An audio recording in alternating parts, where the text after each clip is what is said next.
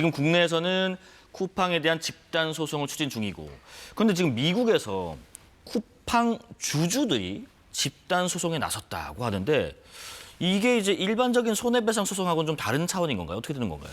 네, 이게 국내에서 진행 중인 소비자 개인들이 진행하고 있는 개인정보 유출 피해에 따른 손해배상 청구와는 별개입니다. 네.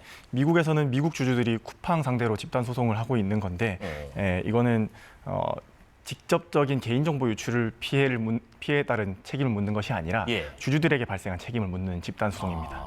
네, 이게 쿠팡 모 회사인 쿠팡 INC의 주주들이 미국 캘리포니아 북부 연방 법원에 집단 소송을 제기한 사안인데요. 네. 그 소송 상대가 쿠팡 INC 법인과 김범석 쿠팡 INC 대표 그리고 최고 재무 책임자까지입니다. 이 청구 이유를 살펴보면 네. 집단 소송 변호인단이 쿠팡의 부적절한 사이버 보안 프로토콜로 인해서 퇴사한 직원이 거의 6개월 동안 내부의 민감한 고객 정보에 접근할 수 있었다라면서 이로 인해서 쿠팡은 규제와 법적 조사의 위험이 높아졌다라고 밝혔습니다. 아, 주주와 쿠팡 대표 등에게 이제 소송을 건 것이고, 네. 법인과. 자, 그런데 이제 쿠팡은 이번에 유출된 자료가요, 미국 증권거래위원회 신고 대상이 아니라고 주장을 하고 있는 것 같습니다. 그 발언 듣고 계속 이야기 나눠보겠습니다. There was no requirement under U.S. law to make an SEC filing. In fact, in the United States, a leak of data of this kind is not a violation of privacy law, does not require any information sharing with the SEC. However, given the continuing attention to this issue, we made a filing this morning.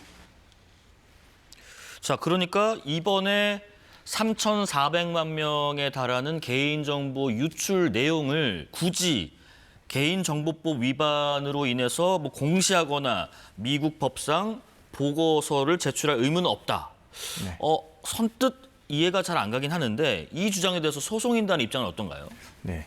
집단 소송인단은 쿠팡이 2024년 연차 보고서와 2025년 분기 보고서에서 네. 사이버 보안 위험은 존재하지만 관리되고 있다라고 반복해서 강조했다면서 하지만 그럼에도 불구하고 퇴사한 직원이 내부 시스템 접근 권한을 유지하고 있는 등의 이미 이제 침해가 지속되는 상황이 있었는데 예. 그런데도 불구하고 단순히 잠재적인 위험으로 표현해서 투자자의 오인을 유발했다라고 문제 삼고 있는 것입니다. 예, 예. 그리고 쿠팡이 지난 11월 18일에 개인정보 유출 사실을 파악을 했는데 12월 16일에서야 개인정보 유출 사실을 미 증권당국에 공시했습니다. 그렇죠. 이것이 사고 사실 인지 후 4영업일 이내에 공시해야 하는 의무가 규정돼 있는데 아, 그래요? 예, 미국의 이런 규정을 위반한 것이라고 지적하고 있습니다. 그렇기 때문에 대규모 개인정보 유출 사실 보도 그리고 한국의 자회사 최고 경영자 사임 이런 과정들을 거치면서 주가가 여러 차례 누적 하락했다는 게 그리고 이로 인해서 투자자 손실이 현실화했다는 것이 소송인단의 주장입니다. 네, 이런 일들이 이제 원래도 4영업일 내에 공시도 해야 되는 거고 뿐만 아니라 주가가 떨어지는 것에도 영향을 상당히 미쳤다라는 등등의 이유. 그런데 미국 같은 경우는 언뜻 듣기로 이런 부분에서 워낙 처벌을 강하게 하지 않나요? 어떤가요? 그렇습니다. 예, 미국의 경우에는 예. 개인정보 유출이 발생한 경우에 1인당 배상액을 $20, 많게는 $1,000까지도 책정을 하고 있습니다. 예, 여기에 옵트아웃 방식이라고 하는 집단소송 방식이 적용이 되는데요. 예.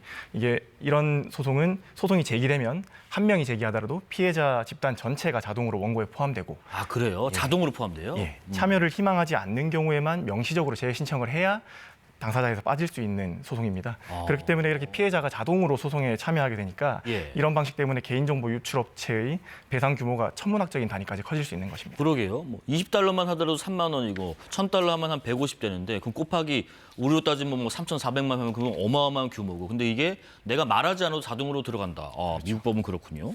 근데 쿠팡이 미국의 정관계 인사 로비에만 5년 동안 우리 돈으로 160억 가까이 썼다라는 보도가 있던데 이러다 보니까 아니 정관계 인사들에게 이렇게 로비를 많이 했으면 공을 들였으면 아무리 소송 리스크가 있더라도 이거 방어막이 상당히 견고한 거 아닌가? 소용없는 거 아니야? 이런 예상도 됩니다. 어떻게 생각하세요?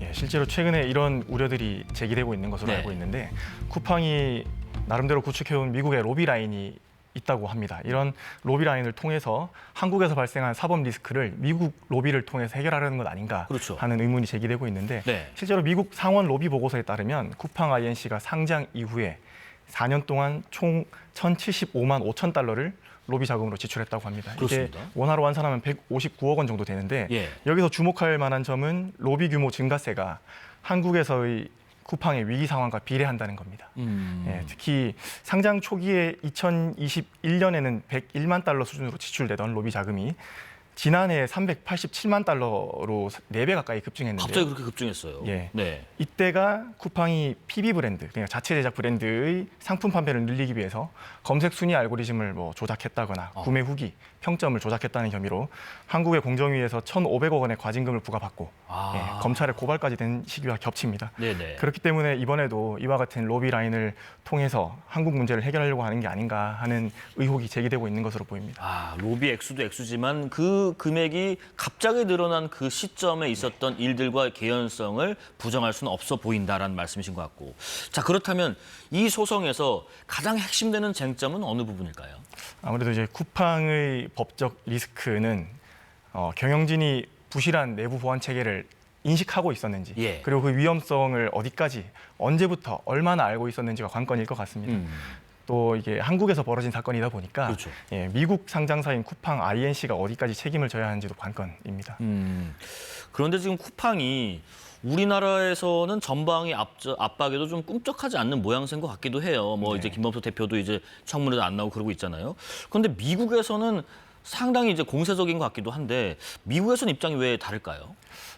아까 말씀드렸던 이 천문학적 배상 액수와 관련이 있을 것 같습니다. 아, 아무래도 우리나라의 경우에는 앞서 말씀드린 미국에서의 집단 소송 같은 배상 규모가 인정되는 분야가 제한적이고 또 징벌적 손해배상 제도 역시 제한적이라는 한계가 있는 반면에 미국은 이런 제도가 활성화돼 있고 적극적으로 활용된 선례들이 누적이 돼 있습니다. 그렇기 때문에 미국에서 대응을 실패할 경우에 천문학적인 손실이 발생할 가능성이 높으니까 아무래도 한국과 다르게 미국에서는 적극적으로 대응을 하고 있는 것으로 보입니다.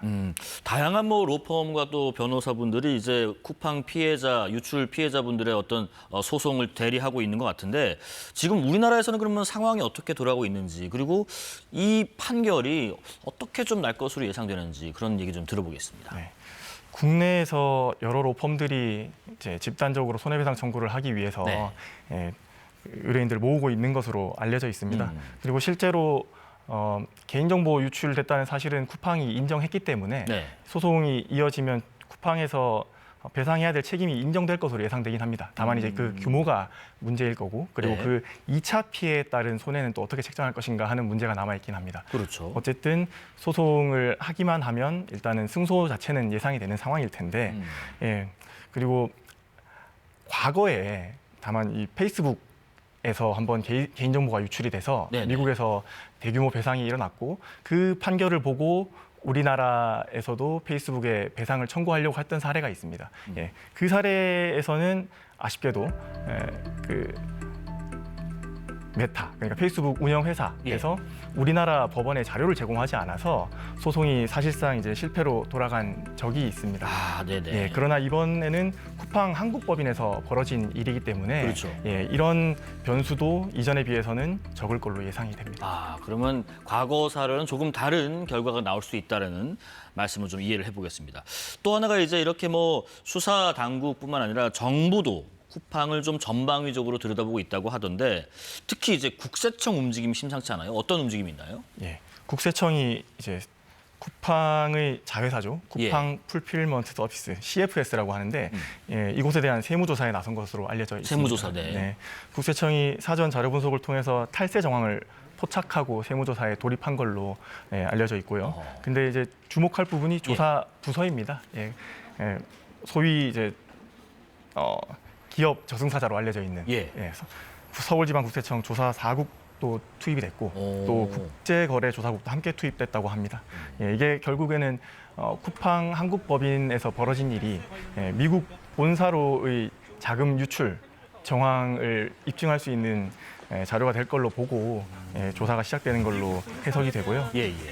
특히 이제 재무적으로 사실상 이 법인들이 한 몸일 거니까 국세청에서 CFS의 이익이 이제 한국 법인을 통해서 미국 쿠팡 법인까지 공유되는 것이 세법상의 이제 이익 분여로 인정될 가능성이 있다고 판단하고 있는 것 같습니다. 그런데 이렇게 지금 개인정보 유출 내용 그리고 쿠팡 자체적으로 어떤 세무적인 문제가 있는지 탈세 정황인지 등등도 들여다보고 있는데 쿠팡의 김범석 대표가 뭐 산업재해를 은폐하려 했다 이런 정황이 포착됐다고 하더라고요. 예, 이게 최근에 쿠팡 전 예. 고위직으로 알려진 A 씨라는 사람의 제보를 통해서 알려진 것으로 알고 있는데 2020년 10월에 쿠팡 70 물류센터에서 야간 근무를 마친 27세 네. 장덕준 씨가 사망하는 일이 있었습니다. 아. 당시에 장씨 사건에 대해서 김범석 쿠팡 대표가 이 제보자인 쿠팡 고위직 A 씨와 나눈 메신저 대화가 언론 보도로 공개됐는데요. 네. 국회 국정감사를 앞두고 숨진 장 씨의 근무 모습이 찍힌 CCTV 영상을 분석한 자료를 받은 뒤에 김범석 대표가 불만을 표출한 것으로 추정이 됩니다. 지금 메시지가 나오고 있는 것 같습니다. 우리가 필요한 게 아니다. 이걸로 내일 아침 국회에서 도움이 되지 않는다. 그가 열심히 했던 내용의 메모를 절대 남기지 마라. 이런 식의 문자를 보냈다는 거네요. 네, 맞습니다. 지금 그 상황에서 이 내용에 있어서 쿠팡 대표가 어떤 기록도 남기지 마라. 성실하게 일하는 사람에게 말이 안 된다. 이런 주장의 메시지를 보낸 건 어떤 의미가 있다고 보시는지요? 이게 사실 여러 가지 비난 포인트가 법인에게 발생할 수 있는데 네. 그 중에서도 일단 법률적인 리스크도 있겠지만 소위 말하는 언론 플레이를 하기 위해서 이 노동자가 실제로는 그렇게 성실한 근로자가 아니었다라는 취지의 주장을 하려고 했던 것으로 읽히기도 하고요. 네. 법인에 대한 또 법률적 리스크 관점에서는 법인이 이제 지나치게 근로를 시켰을 경우에 돌아올 수 있는 노동법이나 산업안전보건법상 책임도 회피하려고 했던 정황으로 읽힙니다. 지금 이제 쿠팡이 하여튼 개인정보 처음엔 노출이라 했다 유출로 바뀌면서 여러 가지 지금 뭐 회피한 듯한 모양새를 좀 취하고 있다 보니까 전방위적으로 쿠팡에 대한 문제점도 좀 들여다보는 상황인 것 같습니다. 자, 이주의 사건, 두 번째 사건 이어가겠습니다. 두 번째 사건은 이른바 저속 노화라는 화두를 던진 정희원 박사가 서울시 건강총괄관직을 그만뒀는데 그 이유가 어떤 동료 여성 연구원과의 문제 때문이 아닌가 그렇다고 하더라고요. 어떤 내용인 건가요? 예, 최근 여러 보도를 통해서 알려진 바에 따르면 네. 정의원 박사가 연구원 A 씨를 상대로 스토킹 처벌법 위반, 공갈 미수, 주거 침입 등의 혐의로 고소를 한 상황이고요. 예. 반대로 연구원 A 씨는 아니다, 내가 오히려 피해자다라고 하면서 강제추행, 저작권법 위반, 무고, 명예훼손 등의 혐의로 맞고소를 한 상황으로 알려져 있습니다. 예, 두 사람이 주장하는 사실관계가 워낙 첨예하게 대립하고 있어서 아직까지 사실관계를 정확하게 알기는 어려운데 네. 일단 정의원 박사가 먼저 고소를 했으니까 그 고소의 내용은 9월부터 이 연구원 A 씨가 본인의 집을 찾아온다든지 아니면 협박 편지를 보내고 또 이혼 후에 결혼해달라라는 요구를 하는 등의 집착을 하고 스토킹 행위를 반복했기 때문에 아내와 함께 상의하고 고소에 이르렀다라고 이야기를 하고 있습니다. 그러면 지금 연구원의 주장대로 강제 추행이랄지 이런 것들 신체 접촉이 있었다는 부분은 인정이 되고 있는 건가요? 아니면은 그렇지 않은 부분인가요? 또 이제 그게 만약에 있었다면 강제는 아니냐 여기에 따라서 좀 내용이 달라지는 건가요? 예, 아무래도 양측이 고소를 한 상황이기 때문에 예. 고소한 범죄 사실에 부합하는 사실관계가 확인되는지가 일차적으로 가장 중요한 쟁점이 될 겁니다. 두 사람의 관계가 어땠고 서로의 발언이나 행위가 어떠한 내용이었는지 또 시간 순으로 사실관계를 파악하는 게 선행돼야 할 걸로 판단이 되고요. 현재로서는 구체적인 내용이 다소 모호하기는 하지만 네. 일단 두 사람 모두 신체 접촉이 있었다라는 부분에 대해서는 일부 인정하는 것으로 보입니다. 예. 근데 이제 그것이 강제적이었냐 아니면 두 사람이 합의하에 신체 접촉을 한 것이었냐 이 부분에 따라서 관련된 형사처벌 여부가 결정될 걸로 예상이 되고요. 네네. 다만 아무래도 일반적인 사회적 관계에 비춰볼 때 정 박사와 그리고 연구원 A 씨가 정 박사가 우월한 지위에 있었기 때문에 그런 관계를 고려하면 신체 접촉이 합의에 의한 것인지 위력에 의한 것인지 판단할 때 이 부분 관련된 소명이 집중적으로 필요할 것 같습니다. 근데 지금 정 박사 측에서는 오히려 해당 연구원이 본인을 가스라이팅했다는 주장인 것 같고 반대로 이 연구원은 정 박사가 본인에게 고 장제원 의원의 기사를 보내면서 시한부 얘기를 했다고 하고 이 내용도 간략히 좀 정리해 주실까요? 네, 일단 정의원 박사가 한 신문사와 인터뷰한 내용을 예. 보면 정 박사가 21일에 A 씨가 스트레스 받다가 안희정처럼 몰락하면 안 된다 라면서 먼저 접근했다 라고 하면서 위력에 의한 강제추행이 전혀 아니라고 주장을 했습니다. 또 정 박사는 A씨 접근은 지난해 12월에 극단화됐는데 그때 자신이 전공의 파업으로 극도의 수면 부족과 피로 상태에 놓여 있어서 상당량의 항우울제로 버티던 시기였다고 합니다. 그러니까 그만큼 본인이 취약한 정신 상태, 신체적 상태에 있었기 때문에 이런 상태를 이용해서 이걸 잘 알고 있는 연구원 A씨가 자신을 신체적, 정신적으로 장악하려고 시도했다라고 주장하려는 걸로 읽힙니다. 네. 반대로 이제 연구원은 본인이 이제 어떤 기사 내용을 좀 보내오면서 좀 압박을 느꼈다 뭐 이런 주장인 것 같고요. 이 내용도 수사 결과를 좀 지켜봐야 되겠습니다. 이주의 사건 마지막 사건입니다. 마지막 사건은 박나래 씨 논란 관련인데 뭐 전 매니저 갑질 의혹 등으로 경찰 조사는 받은 상황이고 그런데 지금 불법 의료 행위 의혹 이 논란이 좀 되고 있네요. 내용 소개해 주시죠. 네. 그 박나래 씨 전 매니저 A 씨가 MBN 방송에서 인터뷰를 했는데 그때 MBC 예능 프로그램이죠. 나 혼자 산다 대만 촬영 당시의 상황을 전하면서 소위 이제 주사 이모라고 불리는 B 씨와의 일화를 전했습니다. 이 전 매니저 A 씨의 설명에 따르면 특집 촬영분 녹화 시간이 됐지만 박나래 씨가 현장에 나타나지 않아서 시간이 지체됐고요. 제작진이 그래서 직접 호텔방에 찾아갔다고 합니다. 그런데 방에는 각종 약물들과 함께 주사 이모 B 씨가 있었고 처음 보는 사람이기 때문에 제작진이 누구시냐고 물었는데 B 씨가 자신이 의사이고 박나래 씨와 우연히 만났다라고 주장했다고 합니다. 그래서 그 자리에서 다툼이 벌어졌다고 주장을 했고요. 또 박나래 씨가 매니저들에게도 입단속을 시켰다고 주장을 했고 회사에 말하지 말라. 이게 알려지면 나만 다치는 게 아니라 너도 다친다. 라고 전 매니저에게 말했다고 합니다. 그래서 전 매니저 입장에서는 겁박에 가깝게 느껴졌다고 하는데 이런 것들을 이미 이제 경찰에도 제출한 상태라고 합니다.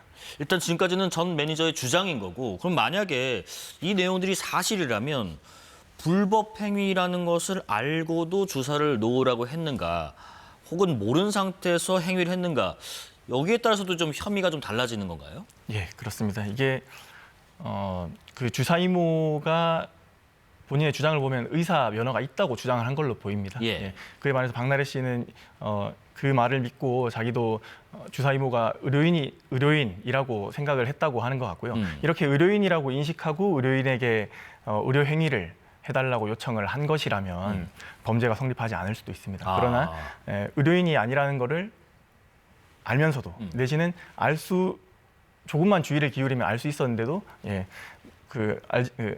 그런 것을 이제 무시하고 의료 행위를 부탁을 했다면 본인도 의료법 위반의 이제 방조 혐의 정도까지는 받을 수 있을 것으로 보입니다. 지금 그런데 우리가 왕진이라고 보통 하잖아요. 뭐 병원까지 가기 힘든 상황에 있거나 아니면 굉장히 이제 낙후된 시설에 뭐 곳이나 장소에 있는 분들을 통해서 이제 왕진 의료를 가는데 그러면 그 행위 자체가 불법은 아닐 테고 어떤 경우에 왕진을 했을 때는 불법이 될 수 있는지 그 부분이 좀 궁금하네요. 방금 말씀하신 것처럼 의료법상 의료기관은 원내 의료 행위 원칙이 있습니다. 그렇기 때문에 특별한 사정이 있지 않는 한 왕진이라고 불리는 방문 진료를 해서는 안 되는 것이고요. 다만 그리고 또 합법적으로 왕진을 하기 위해서는 사전에 왕진 신청을 한다든지 하는 절차가 필요합니다. 그런데 지금까지 알려진 바에 따르면 이런 절차가 지켜졌다는 소식은 접한 적이 없고요. 그리고 이 예외로 규정을 한 것도 의료법에서는 응급 환자 진료나 국가나 지방자치단체장의 공익상 필요에 의해서 요청하는 경우에만 할 수 있고 환자나 보호자의 요청이 있을 경우에도 왕진이 가능하긴 하지만 이것도 굉장히 좁은 범위로 해석을 하고 있습니다. 그렇기 때문에 왕진 자체가 불법은 아니지만 특별한 경우가 아니면 왕진을 할 수 없다라고 이해하시면 될 것 같습니다. 그러면 지금 그 주사 이모라고 불리는 사람은 의사 면허가 있는 사람인 건가요? 없는 사람으로 나오나요? 본인 주장에 따르면 국외에서 의사 면허가 있다고 하지만 대한의사협회가 최근에 밝힌 바에 따르면 그 주사 이모로 불리는 B 씨가 국내 의사 면허를 보유하고 있지는 않다고 합니다. 주사 이모라는 사람의 주장에 따라서 주장이 맞다고 하더라도 국내에서 의사 면허를 보유하고 있지 않다면 무면허 의료 행위를 한 것으로 보아야 하는 거죠. 지금 근데 이게 지금 박나래 씨뿐만 아니라 뭐 다른 친한 동료 연예인들, 뭐 가수 키랄지, 먹방 유튜버로 알려진 그 입 짧은 햇님이랄지 등등으로 좀 파장이 커지고 있나 보네요. 맞습니다. 그 샤이니 출신의 키 씨나 아니면 입 짧은 햇님 모두 A 씨, 그러니까 주사 이모 B 씨에게서 주사나 약물을 처방 투여받은 사실을 인정을 하고 방송 활동을 잠정 중단했습니다. 예, 예. 다만 뭐 지인의 소개로 알게 된 의료인으로 알고 그러니까 의료인으로 알고 진료를 받았다고 해명을 한 것이죠. 아하. 그리고 방송인 전현무 씨도 차량 안에서 정맥 수액을 투여한 의료인이가 적법했는지 여부를 확인해 달라는 고발장이 접수됐는데 이 부분도 예. 이슈가 되고 있습니다. 지금 근데 이게 우리가 일반적으로 맞는 뭐 수액류랄지 영양제랄지 뭐 이런 주사가 아니라 다른 종류일 가능성도 배제할 수 없어서 이게 마약류 수사까지 번졌어요? 예, 이게 전 매니저 A 씨가 예. 촬영한 약물들을 촬영한 사진을 최근에 이제 공개를 하고 제출을 했다고 주장을 하고 있는데 네네. 거기 보면 처방 없이는 받을 수 없는 약물이 포함돼 있다고 합니다. 그래서 그 주장에 따라서 고발이 이루어지고 네. 그 고발에 따라서 이것이 마약류 관리법 위반 혐의가 성립할 수 있는지에 대한 수사도 이루어지고 있다고 합니다. 자, 마지막으로 이 주사 이모와 다른 연예인들도 친분이 있는 거 아니냐? 뭐 이런 의혹도 계속해서 나오나 봐요. 예, 예를 들어서 가수 홍진영 씨 같은 경우에는 과거에 촬영한 사진으로 인해서 논란에 휘말렸습니다. 예, 그 22일에 한 유튜브 채널에서 홍진영 씨와 그 주사 이모라는 분과 함께 찍은 사진이 공개되면서 친분 의혹이 제기됐고요. 네. 다만 홍진영 씨는 소속사를 통해서 그 사진은 한 12년 전에 찍은 것이고, 예, 그때 병원에서 촬영된 것이고 홍진영 씨 본인은 기억을 못 하고 있다라고 밝혔습니다. 네네. 그리고 다비치의 강민경 씨도 SNS 팔로잉 때문에 의혹 대상이 됐는데 박나래 씨 사태 이후에 주사 이모가 팔로잉한 그 연예인들 목록이 이제 그 팬들에 의해서 정리돼서 돌아다니고 있습니다. 단순히 그냥 팔로우했다고? 네, 예. 주사 이모라는 분이 팔로우했다고 이제 해명을 해달라라는 네. 요구를 받았는데 강민경 씨도 본인 SNS를 통해서 SNS 특성상 어느 분이 자신을 팔로잉하고 있는지 잘 알지 못한다, 그렇죠. 모두 알지는 못한다라고 해명을 했습니다. 네. 자, 이주의 사건 경찰청 특수수사과 출신 이인석 변호사와 말씀 나눴습니다. 고맙습니다. 감사합니다.